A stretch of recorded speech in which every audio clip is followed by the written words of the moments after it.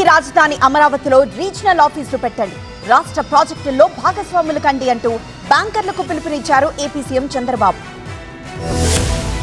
వివిధ బ్యాంకుల చైర్మన్లు, ఎండీలతో సీఎం చంద్రబాబు సమావేశమయ్యారు.